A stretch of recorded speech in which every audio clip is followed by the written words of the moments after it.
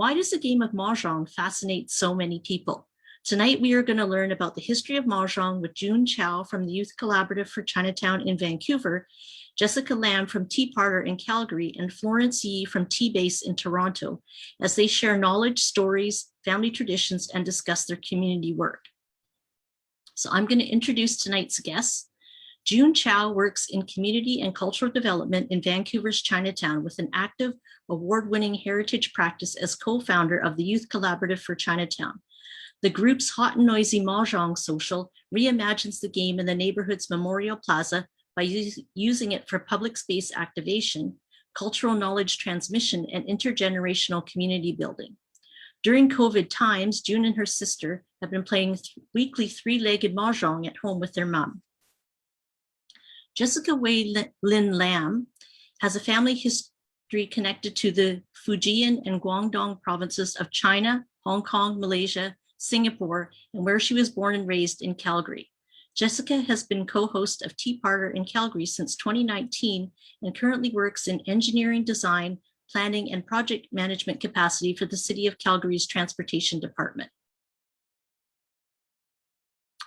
Florence Yee is a Cantonese struggling visual artist and recovering workaholic based in Takaranta, Toronto, Jojage, Montreal. Their practice uses text-based art sculpture and textile installation with the intimacy of doubt. Yee co-founded the Institute of Institutional Critique in 2019. They currently are the co-director of Tea Base, a grassroots collective in Takaranto's Chinatown. They obtained a BFA from Concordia University and an MFA from OCAD-U. Please welcome June, Jessica, and Florence. Hi, everyone. Hello. Hello. How's everything going tonight? Doing well, sitting alone in my apartment in Calgary. But I'm with all of you virtually, so I guess this is what it feels like to be an influencer or something. I like that. I know you all have presentations ready for us tonight, which is great. I'm wondering, first off, what are we all missing about Chinatown? I know I can't get down there as often as I normally do, which I'm really missing a lot of things. I mean, I'm missing Sunfresh Bakery, which is right across the studio from a little art space that I have in Vancouver, but I want to know what you're missing from Chinatown. Yeah, I miss going out to eat there. I mean, I live right close to the Calgary Chinatown and often go there with family. So, I think the situation has changed for many of us. But it's great that they're so close. We can go and pick up food, order delivery, do the grocery shopping. I actually managed to drape a 4-kilogram bag of rice over my bike handlebars the other day. I didn't have a bag. And I was so pleased. I felt so Asian, so millennial, and so sustainable all at the same time. It was quite nice.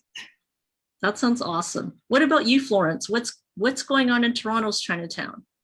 I miss being able to see people in Chinatown. I feel like I do, go there almost, more than weekly for groceries and stuff. But I think just being able to talk casually, being able to bump into people, I miss that a lot. Yeah, the social aspect. What about you, June? I feel really bad because our presentations are going to show all these things that we miss about Chinatown and gathering in Chinatown, and it's going to make those emotions even more acute. Yeah. Yeah, definitely missing community things. Community, obviously the Mahjong games, walking through just the space too as well. It's just a different feeling. I mean, I'm in the West End of Vancouver, and as much as I love the West End, I feel like, Vancouver's Chinatown is definitely my second home. I was actually born in the Chinatown area in that area where I grew up. And then my parents moved up to Tsawwassen, but lots of things to miss, definitely. I'm wondering too, how you guys feel about, I guess what's happening around the spaces, like around your community spaces. Like if you want to kind of share sort of things that you're doing, maybe we should start out with the presentations now. Should we Does that sound good? Okay, so I think I've got Florence is going to present first, and I'm just going to turn it over to Florence to take it away.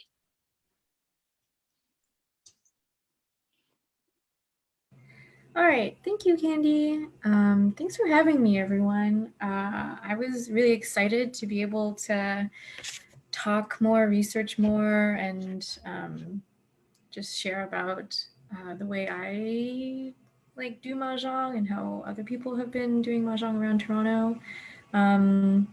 So I'm just going to go into a brief history of Mahjong, and it's going to be slightly of the so-called ancient history, but we'll talk about that. So I just want to say that the way I play Mahjong is called the Hong Kong style, and it's only one of the many ways that people in the East Asia, Southeast Asia, and diasporas communities play Mahjong. So there's different Mahjongs in Vietnam, in the Philippines, in Japan, and there are many other derivations of Mahjong in North America. So there isn't just one way of playing, but the supposedly easiest is Hong Kong Mahjong. And that's the one I learned both from my grandmother and the one we play at T-Base. Plastic tiles are now what people see, but traditionally they were made of carved ivory. Sorry. And yeah, I just wanted to begin with this photo, which is apparently the first recorded photograph of Mahjong being played. And we think sometimes that Mahjong might be an old game. It was supposedly invented in the Qing dynasty. But even though, the word dynasty might make us think of, monarchies of the past, but the Qing dynasty in this case happened, in this photo, happened in the 1850s. So the late 1800s is when Mahjong was speculated to have been created. And to compare that to the history of Canada, that's when the Confederation documents were signed and when Canada ceased to be a so-called colony. So really there is no ancient history of Mahjong, and it's not exactly in the ways that people want to advertise it as. And I'm going to talk about a little bit why that advertising has been played up. But back then, it was also thought of not so positively, and considering Mahjong as a social issue is not a new phenomenon. It started during the late Qing urban reforms when the new elites and local authorities regarded Mahjong as a vice that wasted time and encouraged gambling.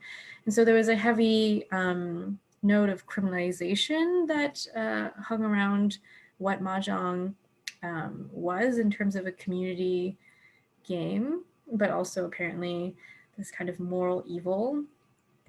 And the way that translated into the communities that played Mahjong in North America was just to take those aspects that are said to be ancient. And so they kind of just randomly put in this advertising campaign, the Great Wall of China, and this is apparently an image of Confucius, or a drawing of Confucius playing Mahjong, which is untrue. No one has records of this, and Mahjong is not a 2,000-year-old game, but rather just a 150-year-old game.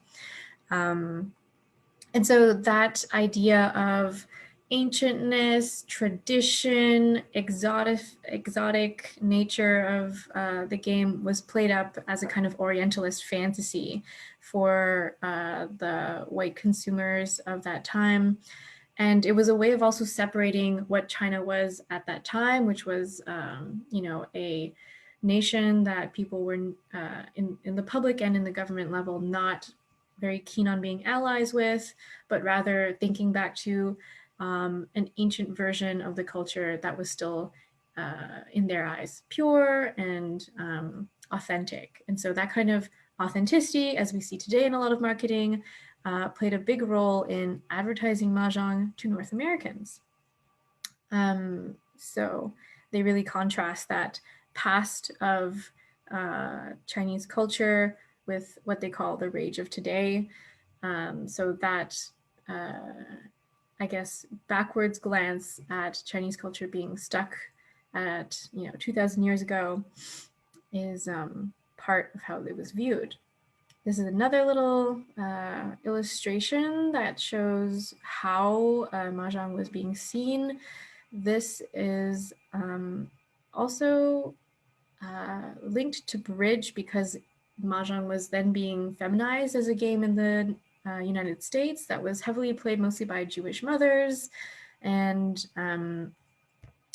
we also know that the game was thought to challenge traditional white domesticity as women gained more economic opportunities and participated in urban forms of leisure such as boundary crossing jazz dances and voyeuristic tourism in Chinatowns. And so one way of white women pushing the boundaries of their gender roles was to engage in Mahjong playing in public. Popular culture was overtly sexual in many ways, and films celebrated sexual appeal. And so the booming cosmetics and fashion industries popularized a type of psychology that valorized this exotic Chinese costume that is played up in conjunction with Mahjong. So all of these things kind of come together and coalesce. Next slide. And at the same time, there's a heavy contrast to what was happening in China. Mainland China was under the Cultural Revolution. And after the communist victory of 1949, the government continued the previous regime's policy of prohibiting gambling with much greater success. So playing Mahjong was identified as backward, part of the bourgeois lifestyle, and came under furious attack from the so-called revolutionary culture. While Mahjong was still played in some private homes, it was no longer seen in public. During the Cultural Revolution, Mahjong was regarded as a symbol of the old culture, and almost all Mahjong paraphernalia was destroyed, either by the Red Guards or by people themselves to avoid punishment. In the post-Mao era, however, in the wake of economic reform, social openness, and less governmental control, people's daily lives, Mahjong playing revived throughout China. And nowadays, it can be also seen as mobile phone games. This is not actually the Mahjong I'm talking about, but it is, those are the tiles that are kind of co-opted into this much simpler, easier to digest game. This is also one of the ways that Mahjong tables have been made more digital, perhaps more accessible because it's easier to stack tiles for old hands. So that's one thing, but it's also noted that Hong Kong has recently described Mahjong tile carving as an immutable cultural and heritage aspect of Hong Kong. And so the old master carvers, there are only about 3 or 4 left in Hong Kong, but they do them all by hand, paint them, and clean them. And I wanted to come back to how T-Base does Mahjong. We use it mostly as a way of connecting people of younger generations, both to older generations, but also to their culture, to each other. For me, it's been very useful in kind of creating a space where I can practice Cantonese, a space that is convivial, and that kind of connection and foundation building has been what has allowed us to do other direct actions in our work against gentrification in Toronto's Chinatown and other support campaigns for migrant sex workers, the local community fridges. And so this this Mahjong programming was our longest running, most consistent programming, and it's what most people showed up to T-Base for. And it was really the reason or how we built so many connections. And one of those examples is also the Intergenerational Mahjong tournament that we hosted with the Friends of Chinatown Toronto, another the main organization that is advocating for housing equality and racial equality in Chinatown and beyond. And this was also meant to support local businesses, create connections. It was centered around, it was at the Cecil Community Center. And this happened right before the pandemic. And we had hoped to do this yearly, but we will come back to it someday. Yeah, these were just some, this is a cheat sheet for Mahjong that we have on hand at T-Base, just for people who don't know how to read the characters, and it's an easy way to explain. I also have some of the tiles right next to me here that I will maybe fiddle with later. But yeah, I will leave it to the other folks to kind of explain how they also use Mahjong in their work. Thank you. Great, thank you so much, Florence. I think next up, Jessica's going to do a little presentation for us. So whenever you're ready, Jessica.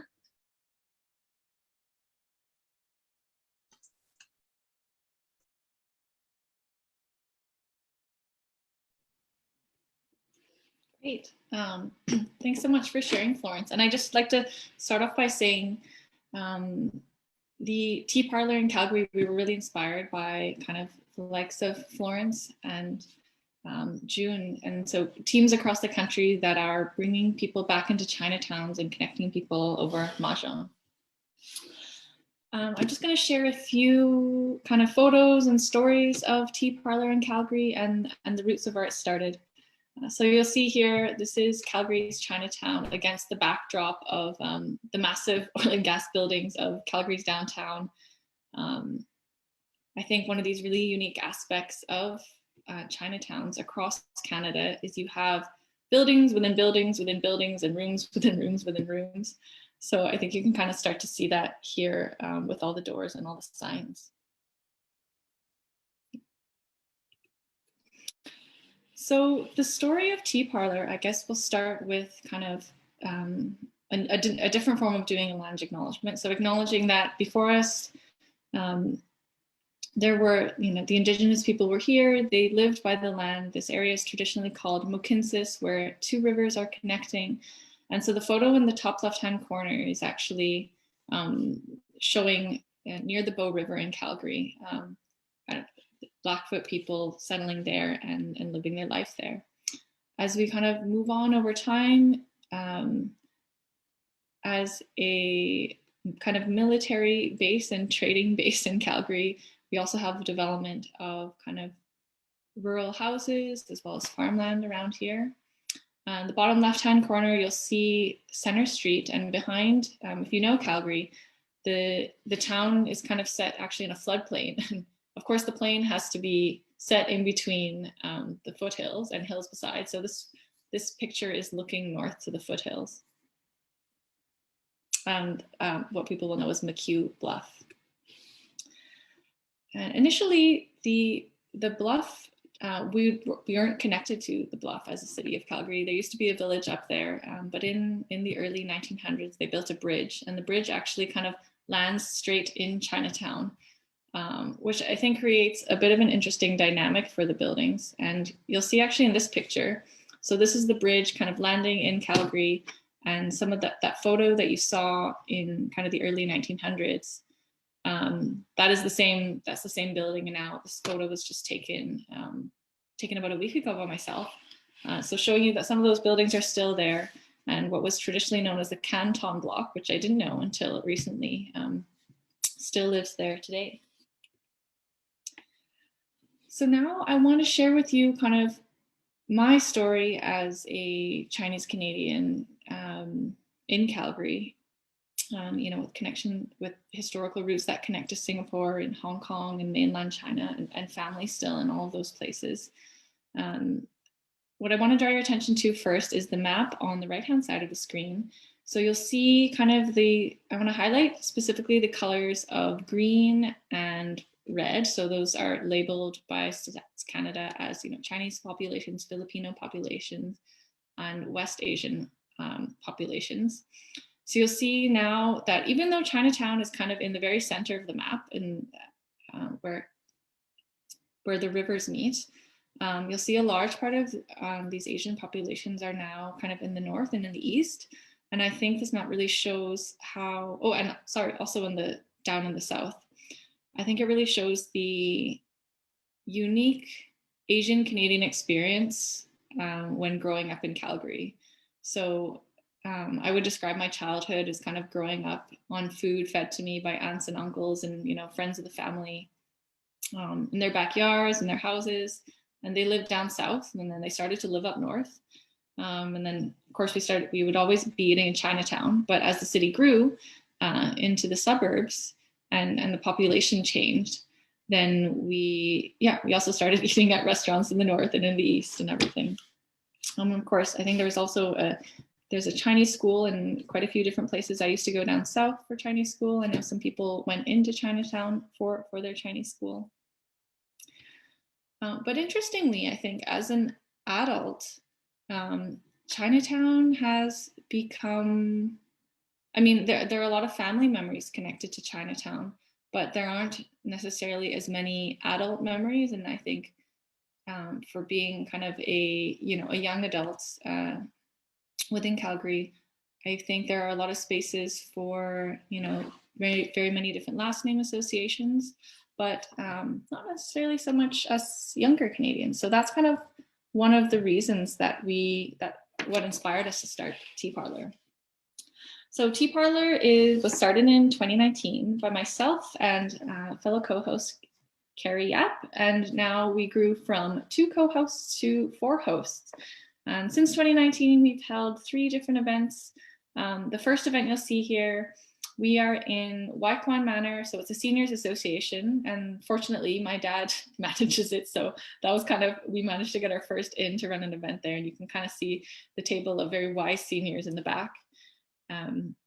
Similar to T-Base, we find that a lot of younger people are coming to our events, and that was kind of our aim, to kind of connect to the generations, but also give people a community space and a non-capital, non-business space to connect in Chinatown.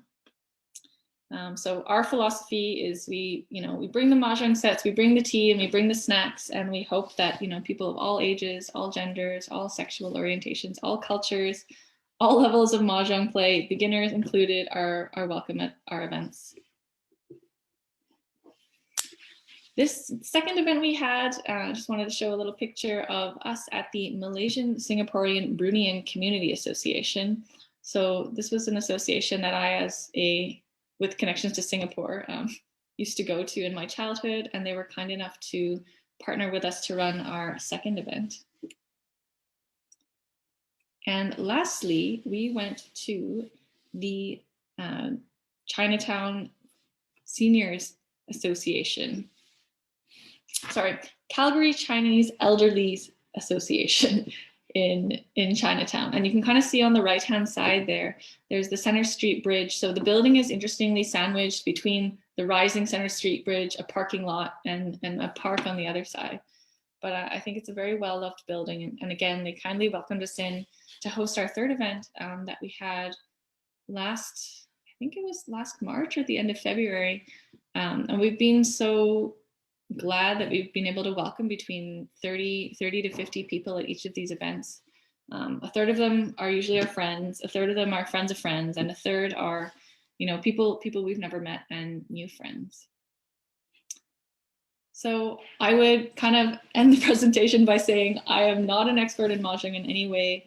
I think kind of starting the Tea Parlour has been a journey of being able to say that, okay, maybe I'm not an expert in, ancient Chinese history or mahjong or the history of Singapore, I can still be an expert in being myself and embrace kind of where I've come from, but also embrace the community and the people that are here now.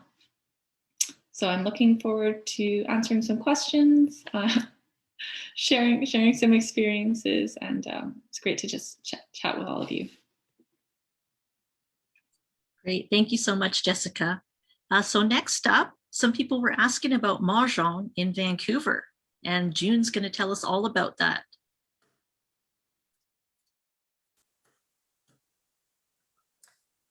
Oops, I can't see myself. Hi, can everybody hear me? We can see you and hear you. Oh, see and hear me. Thanks, everyone. I actually got into character with my T for Tea Parlour and Tea Base. So cheers, everyone. I'm June of the Youth Collaborative for Chinatown here in Vancouver. And thank you, VPL and fellow panelists, for this coast-to-coast Mahjong talk. Through a time of suspended Mahjong play and of missing the game and one another terribly, I see your messages and I miss you all very much as well. As Youth Collaborative for Chinatown, we use the heritage of public space, Cantonese language, and intergenerational relationships to keep the historic neighborhood hot and noisy. And our Chinese name translates as Young Hearts in Chinatown. I'll be speaking on our hot and noisy Chinatown Mahjong Social, that after 4 years received a BC Heritage Award last year for its work to advance the appreciation, understanding, and practice of tangible and intangible cultural heritage. I'm going to be asking a lot of questions, and most of them are probably rhetorical. And I'll be using some Cantonese terms because that's what I miss during the pandemic, is speaking Cantonese and getting pretty rusty. So please talk back in the chat. So what you're looking at is our practice site in Vancouver, summer evenings in the Chinatown Memorial Plaza, or Wafao Gelim Gongcho. So my first question for you is, what is the name of the public square in your Chinatown and what gives it meaning? We've been using Mahjong to animate and create a sense of place and wonder here. And it's a game typically played in the home or a semi-private space, somewhere where you kind of need an invitation. So what happens when you play Mahjong in the public square? We love public space for its random, unplanned, unscripted encounters. And these actually become amplified around a Mahjong table when you need 4 players to play a game, and the only language you need to speak are the rules of the game. So these photos actually make me think of the question that funders make you ask or answer, you know, how did you find out about this event? Because it kind of doesn't matter, right? If you recognize any of our regulars, please kind of say hi to them in the chat box. Oh, I know what I wanted to show you. For those of you who can see the actual hand that's happening here, somebody has 4 7 of circles in their hand, and I'm wondering if they know what to do with them. I'm curious how they'll play that hand in their hand.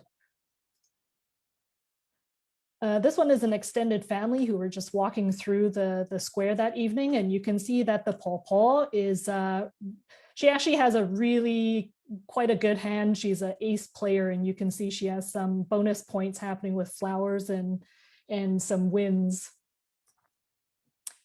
This photo ticks off pretty much all of our diversity boxes for our funders.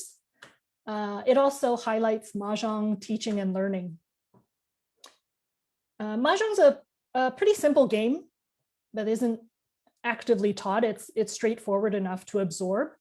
But here you can see two types of learning. One is through a Chinatown resident senior as an advisor, giving tips and pointers on which tile to discard, how to build a winning hand. So that's a really kind of meaningful interaction and way of learning, I find. And the gentleman is following along with one of our cheat sheets.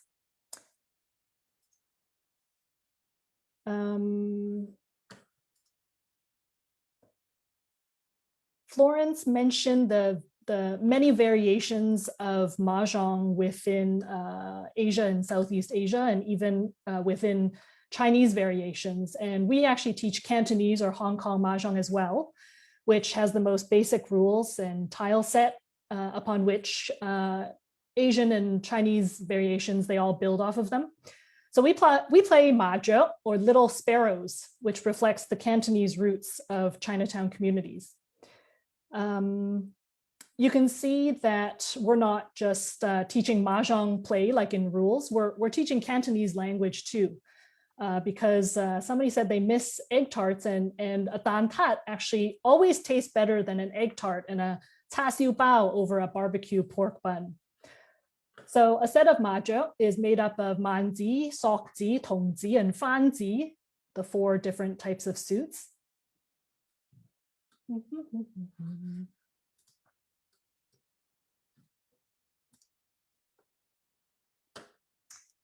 Hands for beginners include Gai Wu, Ping Wu, Wan Yasik, and Doi Doi Wu.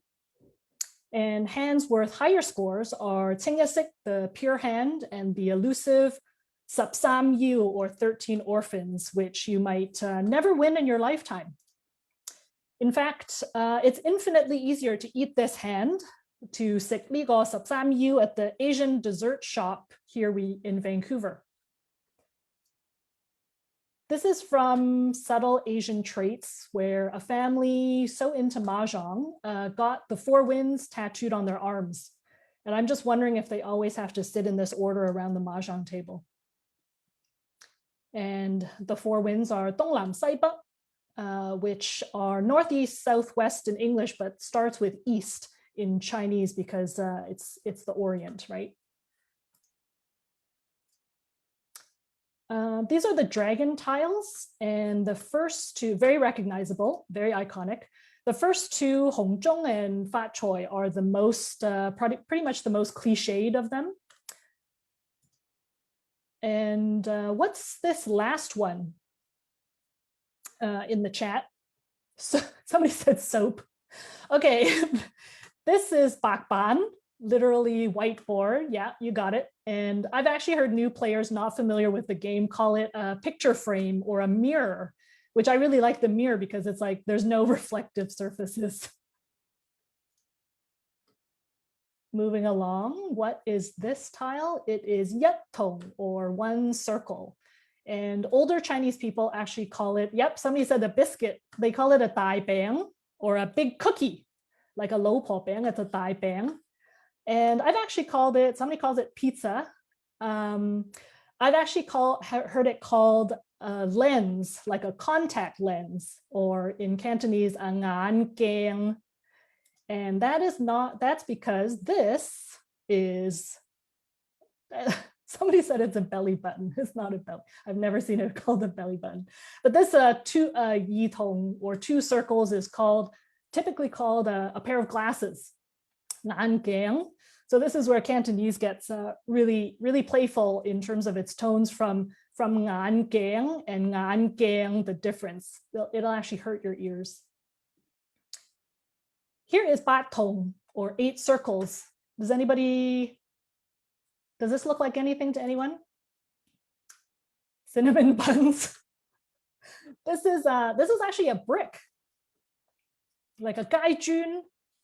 Somebody said hair rollers. I like that one. That's pretty good.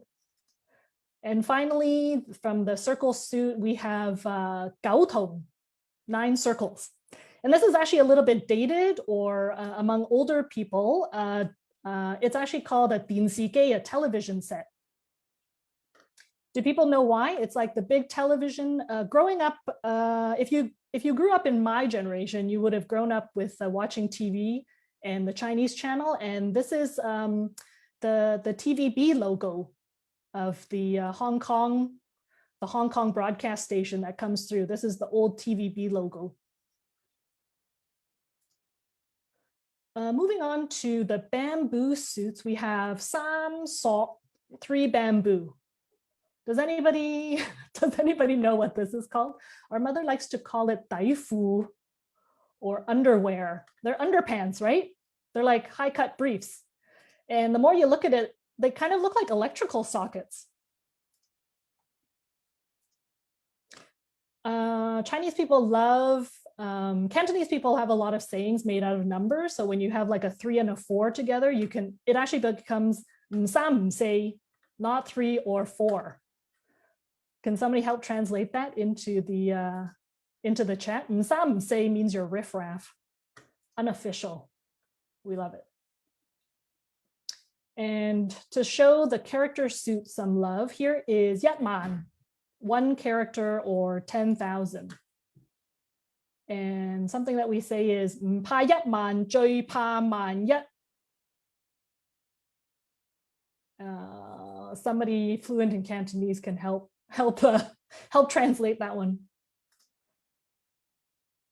And here is more manzi, Lokman and Batman. This is number 6. Yeah, neither here nor there. 6 and 8 of the character suit. And the character suit does require you to learn your Chinese numbers from 1 to 9 in Chinese school.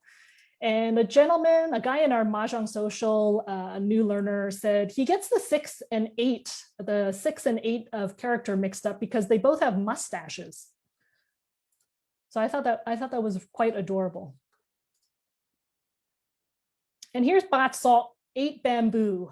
And this is made iconic through that pivotal scene in what movie?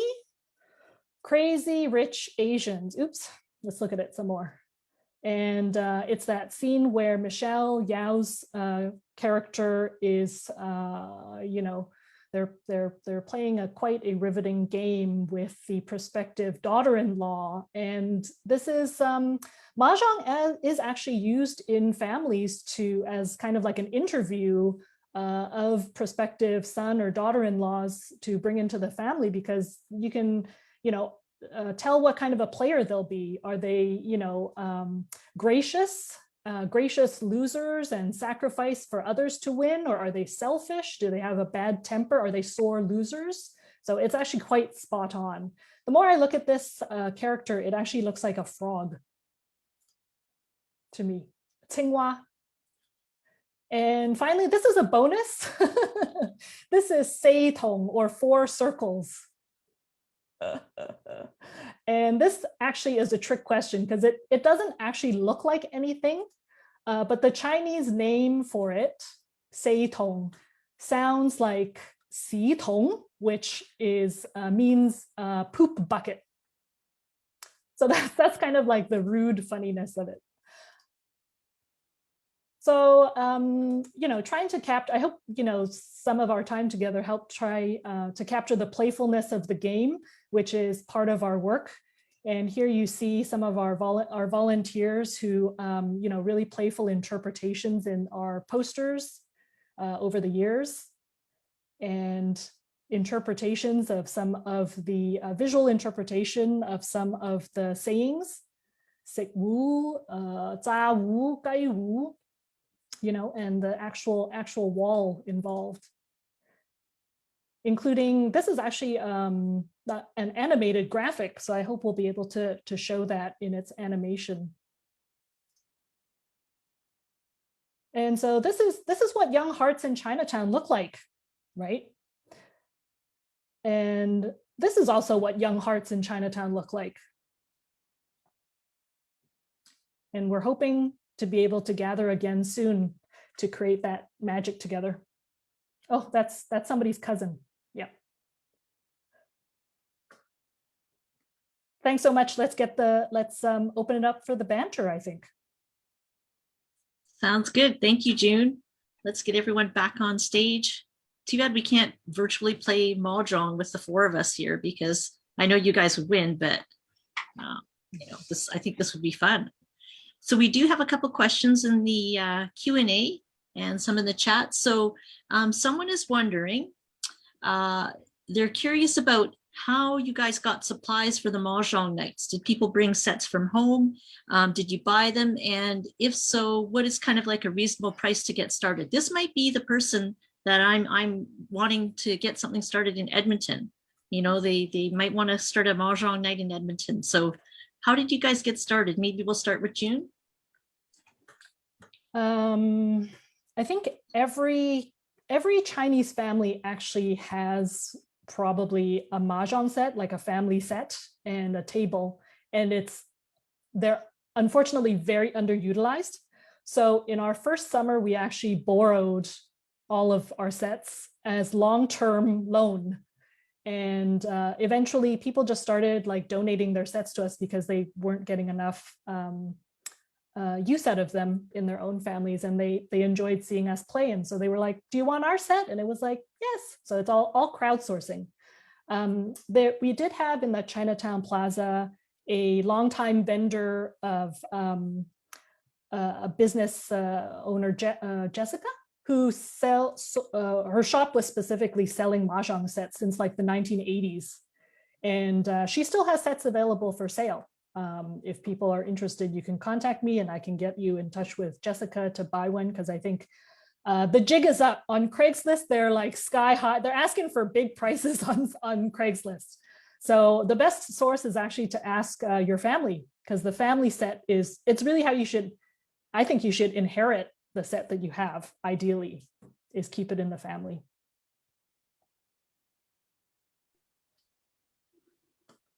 I think the story for Tea Parlour was actually pretty similar. I think most of the sets came from the different locations we were playing at, and then we sourced them from different family members. So we're fortunate enough to do that over here. Tea-based story is the exact same. We even also use the term like indefinite long-term loan. Like we got 6 sets just from people in the community. We started with, I think, 3, and then more people came. We needed more sets. People were like, oh, sure, just have mine. Some families even have like 2 or 3 sets. And so sometimes they could be like a collector's item. Like an old set, a new set, and then a mini set. Yeah, a travel set, a card set, a paper set. The everyday play set, the special occasion set. Yeah. The one that I have, my dad actually, he was away, he was out of the city, so he gave his set to my one aunt to steward for him, and then now she's been able to give it back to him. And I thought it was given to me, and then he said, no, I'm taking it with me. So it's actually interesting to who owns the family set. That's the thing. When my family, on my side of the family is Cantonese as well, and there was a couple sets that we had, and I know I did not get them, when I moved away from home. And I think maybe my mom has one and maybe my sister has one, but I'm like, who really owns these Mahjong sets? That's the thing. It's like family possession. We do have a couple other questions here. Someone is wondering if you guys know if an old Mahjong set is valuable or made from different materials, like, maybe sets that were in the 20s or 30s as compared to today's sets like that. I guess most of today's sets do you think that they were made in the 70s and like?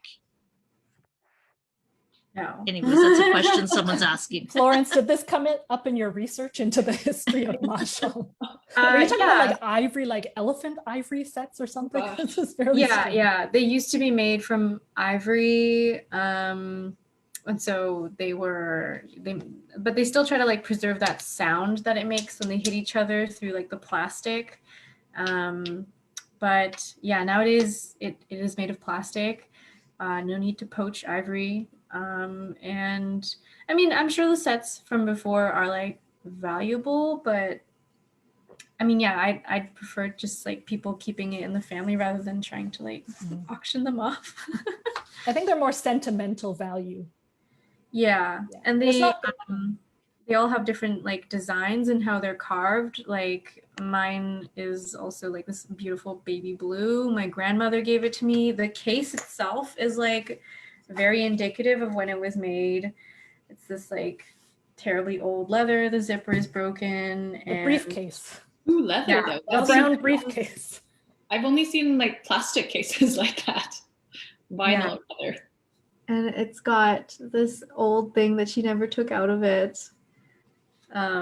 which also has the name and phone number of my grandfather who has passed. I think something interesting now that we're talking about, people being so open to loaning their sets is that emphasis is really on sharing time with people. So like the tiles themselves, and yes, they have sentimental memories, but I think what I cherish most, and like, you know, speaking to a lot of others, it's, you know, when you were a kid, after dinner was done, maybe the adults go and play Mahjong, and you're trying to sleep as a kid, and all you can hear is like, you know, the sound of the tiles. And I think that memory, because it's weird, it doesn't keep you awake. It's somehow like a nice background noise kind of thing. And so you remember the before, you know, the meals before, the sounds. Maybe they needed another player, so they asked you to play a few times, and, you know, you got to join the adults and listen to their conversation when you were younger. So it's kind of like both of you have said, it's so much about that intergenerational memory and sharing. And the tiles happen to be there, and they happen to, you know, they're an excuse to sit down together, just kind of similar to, you know, as much as I think the Asian culture loves food, and so many cultures love food. Food is the tool to bring people together, to nourish kind of through that connection, in addition to food and the game itself. We have a couple of questions as well, a couple more questions. One of them is, I think you've encouraged a lot of people to start playing Mahjong, because people are wondering, I think in different cities, where's the best place to buy a set? And I know, Florence, you've given us a instruction booklet, which is great, that T-Base has done. And I think my colleague Diane will post that again for us. We'll post that in the chat. But yeah, so like in Vancouver, June, you were saying there's some places, and maybe you want to share them again for some of the people that might have missed what you mentioned before. Sorry, this is to buy a set? To buy a set, yes. Ooh, I go by Debbie. Debbie is my dealer, my Mahjong dealer. Just contact me and I'll put you in contact with Debbie. Are you going to take a cut as the middleman? Never. Never from Chinatown. Good. Pay in cash, right? Probably. Probably. Yeah. Cash or check. She actually is one I feel like is very modern still, though. Yeah. Debbie and her family are actually descended from a family of Mahjong carvers. So she actually has like the so tools, cool. And so normal sets that you buy actually come with some replacement tiles so that you can replace any that are that go lost. And so I've actually had her like carve replacement tiles for me too. She has like the really like old from Hong Kong, and her grandparent or her father's tools that she uses. So I believe somebody is making a film on her. That's amazing. Mahjong carving. Yeah. What about in Calgary, Jessica? Calgary, I'm really not an expert. Yeah, but I'll look some up and be happy to maybe post some on our social media if we find some. I'll crowdsource some tips. So if anybody who's watching has advice, I'm not an expert. I think I'm probably the person that would be, even how Tea Parlour started, I think, is so, now working as a team of 4, but so kind of my friend Carrie had the idea. She said, why don't you join in? And, you know, I didn't have a set. I don't have a table. I don't even play Mahjong regularly, but for me, the coming together, exploring these like secret hidden spaces in Chinatown, I'm kind of all about. I love meeting random people. I love just hanging out, chatting, seeing people enjoy the company of each other. So yeah, I think my knowledge about where to buy Mahjong sets is indicative of how I kind of interact with the world. And what about in Toronto, Florence? There are a lot of shops that sell Mahjong sets. I think you could just go anywhere. Like we have a lot of those like gift shop stores, and there's like the New Home place, and there's also a store on the 2nd floor of the Chinatown Center Mall. All of these, I'm not sure if they're open right now because of the pandemic, and maybe they won't be open after the pandemic. But yeah, they're relatively easy to find, and I think someone asked like how much are they. I think like a normal price would be like $70, and if they're like on like sale or something, it'll be like $50. Yeah, they usually come like in a nice case. Mine also came with gambling chips, like these kinds, a compass, extra tiles, and three dice. Three dice. Yeah. Excellent. We have a question here from Jeffrey Chong. Jeffrey says, when they were growing up, they would see their grandparents play Mahjong with their friends at family gatherings. They would speak casually about everyday things and share stories while playing Mahjong. And even though he never played with them, he would always sit nearby to listen to the stories being shared. He's wondering if you might be able to share any stories of what people have talked about at your various events while playing Mahjong. Hi, Jeffrey. Sounds like June knows Jeffrey. That's why he never plays. He's the onlooker. He's a spy. Yeah, he's the tea fetcher. That's a very important job. I didn't have much to share because at our events, I've usually been kind of running around trying to feed people the snacks. I think for the first event, I baked like 60 to 100 curry buns. And it was just, it was a lot of curry buns. So I was kind of just walking around feeding people, kind of mixing up the tables, making sure people, know where they can go, kind of meet new people. For me, one really sappy story is that I actually met my partner over Mahjong. She and I first touched hands while washing tiles. So yeah, Mahjong is a very intimate sport. Honestly,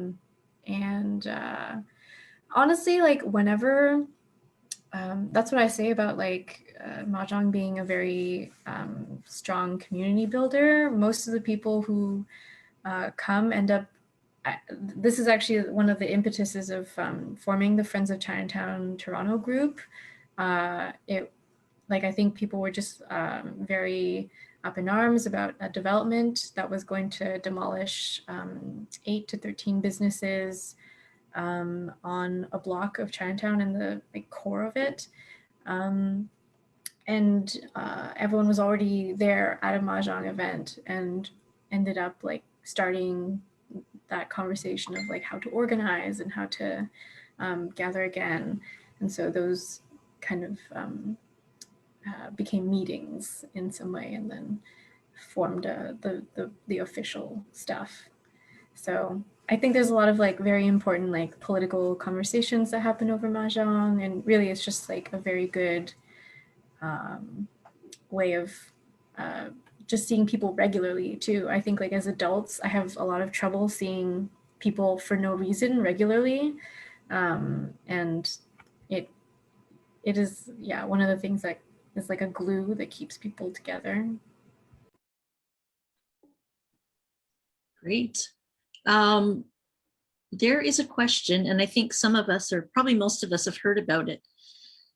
The company in Dallas that made their own Mahjong sets and sort of culturally appropriated the game. How a lot of people are asking, I think it's they basically called themselves the Mahjong line or something. I think they had a set, and the Mahjong line, apparently the tagline says it's for jaunty girls playing a civilized game with a wink. And I know you all have seen that, or heard about the sets, and I did post a link earlier. I think a few people are asking how you all feel about that. If you have any comments. I think what's interesting, actually, Florence, you referenced it well in your presentation, which I wasn't aware of, kind of the new marketing of Mahjong in North America. And I feel like that line could have potentially been used, back when they were first making those advertisements. Yeah, it's kind of disturbingly shocking how similar that advertising is. When you said a civilized game, it just it implies that crass criminalization of how it's a mostly low class dark sport, and it's being repackaged as cute, feminine, clean, legible, readable. So yeah, I think there are yes, we can get up in arms about this type of stuff, but I also wish that kind of like same energy was put towards like direct action and kind of supporting our communities. Sometimes I feel like the anger over it is like even more than the anger over, you know, like homicides and other things that can really use galvanized like community support. But yeah, like it's useless. It was extremely overpriced. I'm not really sure who the audience is. Well, probably those communities of like Jewish Mahjong players. Nothing against them. It's just like they did found the National Mahjong League, which is mostly like a Jewish American thing. There were no Chinese players there. Yeah, I think when it happened, I remember kind of between our team members, we were saying like, you know, do we want to say something? And I'm kind of the one who posts on our social media. And for me personally, you know, I thought, okay, you know, there's one option of kind of speaking an outrage and calling this out, but it doesn't, kind of like Florence, you were saying, it doesn't feel like it will lead, like this is energy that can be positively used to, you know, a new future that we want to support. And in general, our channel isn't that active. And I think a little bit later through personal reflection, you know, I think another option when you, even in personal relationships, I guess when you feel hurt, I think the course of action that has like a really solid foundation is just, you know, speaking to someone and saying what you did, I felt hurt by the action that you took. Can you please help me, you know, can you acknowledge, you know, that I feel hurt? Could we work together to find a different way for you to voice or share your opinion in the future? So yeah, it was tricky and it was kind of, it was strange. I think that there was a lot of attention in certain circles, but kind of Florence, like you were saying, you know, there are so many, you could spend all of your time kind of calling out these issues. But what I think, you know, we're trying to do with the Tea Parlour, and I feel like all these organizations, we're focusing on something positive. We're focusing on bringing people together who are in the same neighborhoods, who are in the same communities. And although, you know, we would hope that no one in our communities and who kind of comes into contact with us would replicate it. Kind of, yeah, our circle of influence is just, you know, making those human to human connections with the people who we play with. Great. And I think we have a few other questions here. Someone is wondering about playing for money. They say that they always play for money. I know when I was a kid, we used to play for money, but it was just more like pennies or nickels or something. Do you guys, I mean, you do have those chips, the poker sort of like chips that you had with your set, Florence, but do you guys normally play for money? I mean, definitely not for community games, but. You can't gamble out in the street, Yeah. out in the plaza. Yeah, that's like partially why it's like seen as, you know, illegal, because it actually is illegal to gamble without a license, etc. So I mean, like we do keep score with yeah, like the fake chips, Toma, but yeah, a lot of, it's funny because it's two-pronged. There are, T-Base is in a public space more or less. It's inside a mall and people just come in and out, and sometimes we're outdoors and even more people come by. And some people who come by will only play if we gamble, and some people will not play unless we do not gamble. So I know that, you know, for some people it could have like, I'm sure some families have been like heavily indebted and traumatized by the way Mahjong gambling works. It's kind of just like poker in that way. I mean, not in the way the game is played, but the way that it's like used as a social game between adults. So yeah, gamble at your own risk. I know some people just like bet 10 cents per like point. So at the end of the day, you might win or lose like $5. But yeah, loser treats to dim sum afterwards or whatever. Even though Sounds if good. you treat a whole group, that is like $100 thing. Go to town. Yeah. So Doris, oh sorry. Go ahead, Sandy. I was just going to say, Doris here in the chat has suggested a few places in Vancouver that you can get sets that I know that June knows about too. Bamboo Village on Pender and China Housewares on Georgia Street. So like all of the panelists are saying, just hit up Chinatown, try not to go on Amazon. Chinatown has lots of sets available in many of the shops there. And Jessica, you were saying? Oh, I was just going to say, it's funny that to bring up the gambling topic. So I would say probably the reason I might not have played a lot of Mahjong is, so on my mom's side, coming from a different kind of history than my dad's side of the family. So my dad's side of the family, my grandma, my mama was an expert, she could play without flipping her tiles right side up, without organizing them. And just, she was just amazing. Her mind was so sharp. If I ever get there, I will not recognize myself. But then on my mom's side of the family, they really look at it as like gambling. So it's kind of this very, I would say, Christian, conservative, not even Christian, I would say, conservative, religious, like don't gamble ever, it's the way of darkness kind of view. So yeah, anyways, that's just what it made me think of.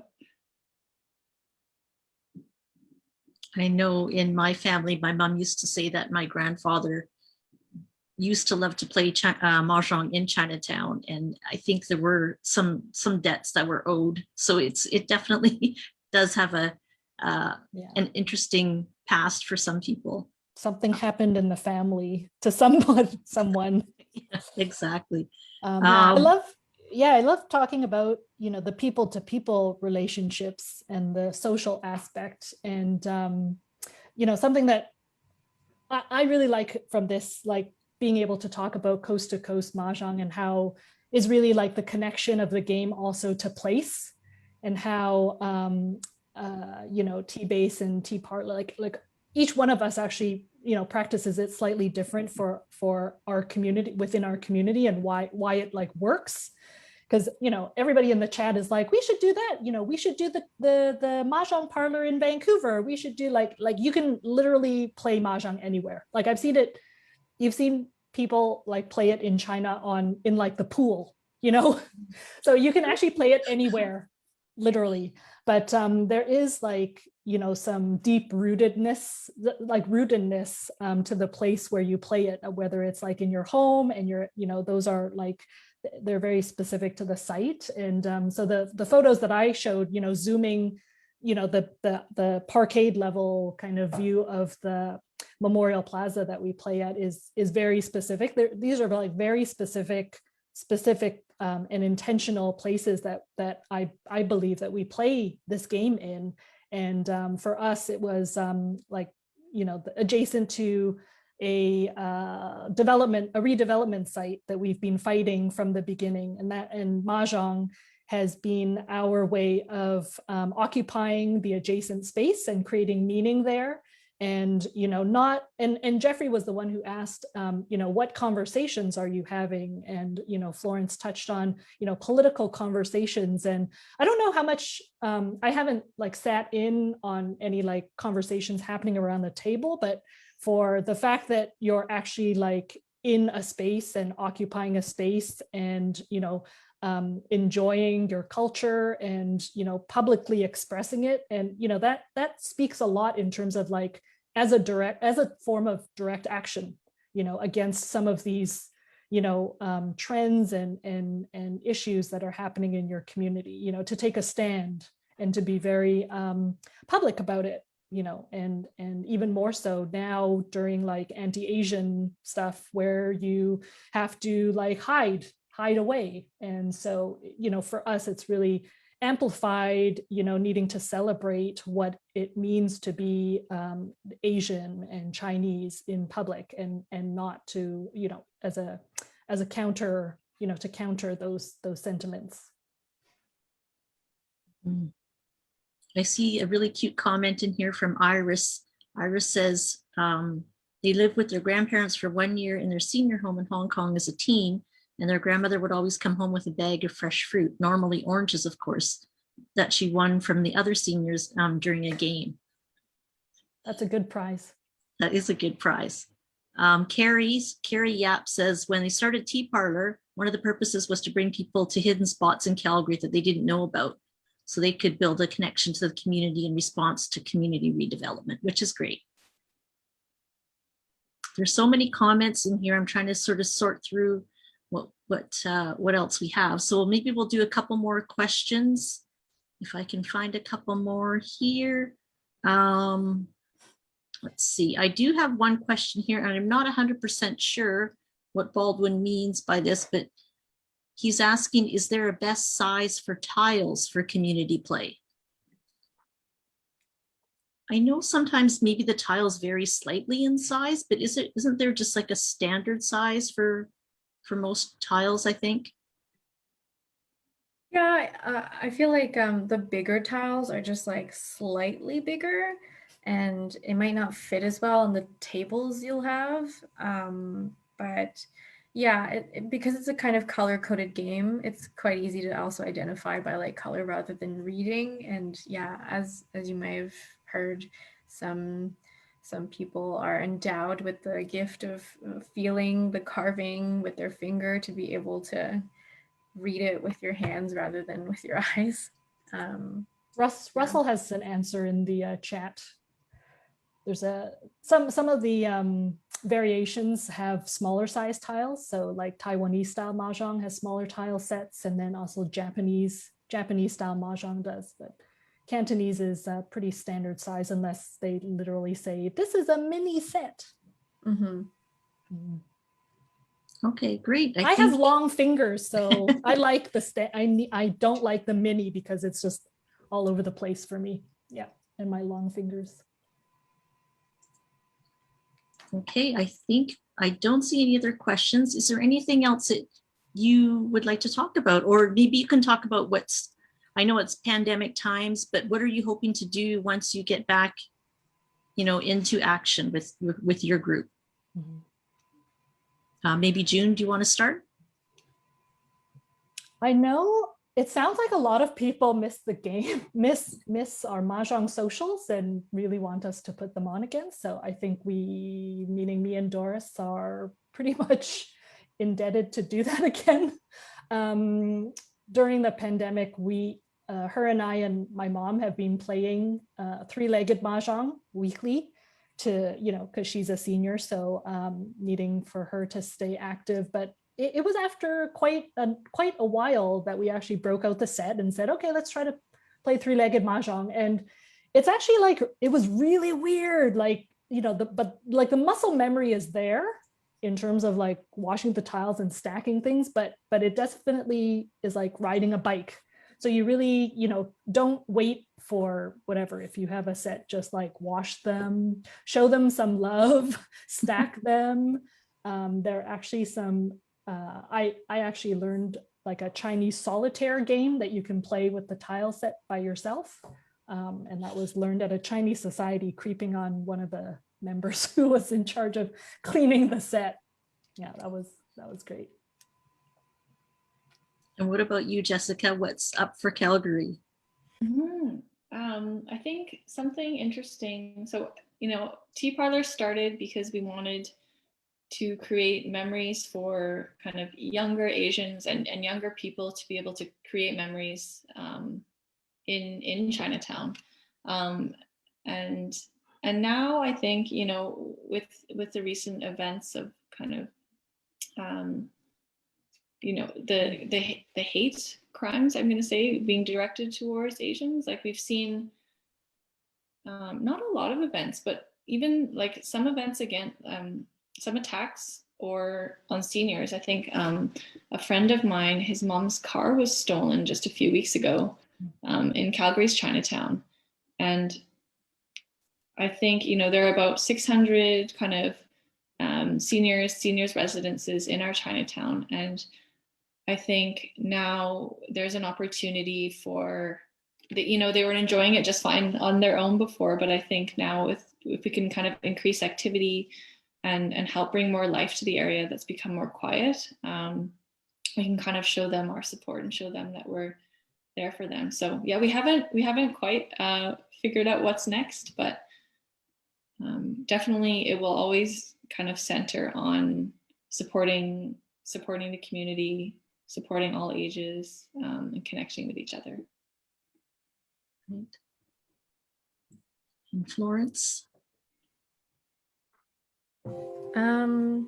Yeah, I guess I'm just like a broken record. I'm just very excited to see people. We also, like, all of our programming depends on like in-person attendance. Like, we also have a garden that we care for in front of the mall, and I mean, we do still do things online, but they're very much like a placeholder for I think the most effective and most impactful stuff that we've been waiting to get back to.